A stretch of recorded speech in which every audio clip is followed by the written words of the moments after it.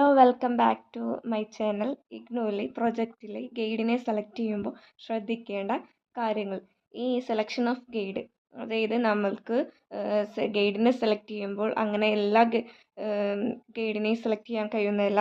നമുക്കതിന് റിലേറ്റഡ് ആയിട്ടുള്ള ഗൈഡിനെ മാത്രമേ സെലക്ട് ചെയ്യാൻ കഴിയുള്ളൂ. അതായത് commerce faculty, school of management studies at head quarters, പിന്നെ all approved academic counselor of the MCOM program having 5-year teaching experience at the study center and recognized as supervisor of guiding project.